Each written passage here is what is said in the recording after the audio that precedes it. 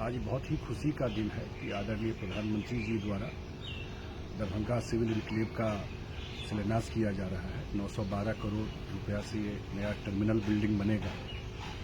और हम लोगों को इसलिए बहुत खुशी है कि जिस दिन से इसकी शुरुआत हुई थी और प्रधानमंत्री जी ने, नरेंद्र मोदी जी ने तय किया कि उड़ान स्कीम में बिहार को 2 एयरपोर्ट मिलेगा और नीतीश जी अखिल भारतीय मिथिला संघ के प्रोग्राम में दिल्ली गए, तालकटोरा स्टेडियम में, 2018 की बात होगी, और वहाँ उन्होंने घोषणा किया कि जो तय हुआ है 2 उड़ान स्कीम एयरपोर्ट, उसमें से एक एयरपोर्ट दरभंगा में बनेगा।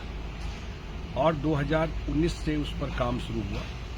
नवंबर 2020 में वहाँ से फ्लाइट चलना शुरू हुआ और पहले 1.5 लाख लोग उससे जाते थे। अब 5 लाख लोग पर ईयर ट्रैवल करते हैं दरभंगा एयरपोर्ट से। तो मेरे लिए तो इसलिए खुशी की बात है कि पूरा उत्तर बिहार मिथिला के लिए गेम चेंजर होगा। ये नया एयरपोर्ट जो बनेगा वो साल में 30 लाख लोगों को वहाँ से ले जाने की क्षमता है। पर डे 3000 लोग वहाँ से जा सकते हैं। मल्टी लेवल पार्किंग है। इस पर जो जमीन है बिहार सरकार टाइम पर एक्वायर करके करीब 70 एकड़ से ज़्यादा जमीन दी है, जिसमें 52 एकड़ पर यह टर्मिनल बिल्डिंग बनेगा और रेस्ट जो 24 एकड़ जमीन है उस पर उसका रनवे एक्सटेंशन होगा, जो नाइट लैंडिंग फैसिलिटी वगैरह वहाँ पर हो सके। और एयर कनेक्टिविटी में मेरे ख्याल से दरभंगा उड़ान स्कीम का सबसे सक्सेसफुल एयरपोर्ट है। जब नाइट लैंडिंग का 7 प्लेन वहाँ पर रात में अब वहाँ पर रखने की क्षमता हो जाएगी, तो जब प्लेन वहाँ नाइट लैंडिंग होने लगेगा, अभी 2 ही 3 जगह वहाँ से प्लेन जाता है, अन्य सिटी में कनेक्टिविटी हो जाएगी। पीछे मैं मंत्री जी से मिला था, जो सिविल एविएशन के मंत्री हैं भारत सरकार के, राम मोहन नायडू, और उनसे आग्रह किया था कि ये सारा पोटेंशियल इस एयरपोर्ट में है कि इसको अंतर्राष्ट्रीय एयरपोर्ट बनाया जाए। और वो एग्री भी किए और उसकी प्रक्रिया चल रही है। हमने राज्य सरकार की तरफ से आश्वस्त किया, इसके लिए करीब 90 एकड़ जमीन शायद और एक्वायर करना पड़ेगा। तो राज्य सरकार जो भी संभव मदद है वो मदद करेगी और जमीन एक्वायर करके देगी। और एक अंतर्राष्ट्रीय एयरपोर्ट बन जाने से देश में तो है ही, देश के बाहर भी एयर कनेक्टिविटी वहाँ से हो जाएगी। ये एयरपोर्ट पूरा उत्तर बिहार, तराई जो है नेपाल का, उसको, इस सारे लोगों को आने जाने में कितनी सुविधा हो गई है। और जब ये नया टर्मिनल बिल्डिंग बन जाएगा, अन्य जगह से कनेक्टिविटी हो जाएगी, तो सिर्फ ये आने जाने के लिए नहीं, इन्वेस्टमेंट को पॉइंट ऑफ व्यू से, उद्योग के पॉइंट ऑफ व्यू से, रोजगार के पॉइंट ऑफ व्यू से, एविएशन सेक्टर में वहाँ पर ट्रेनिंग देने की कैपेसिटी बढ़ जाएगी, होटल्स आ जाएंगे,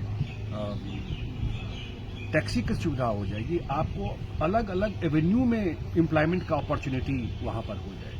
तो मेरे ख्याल से बहुत बड़ा गेम चेंजर दरभंगा एयरपोर्ट पूरा मिथिला के लिए ये होने वाला है।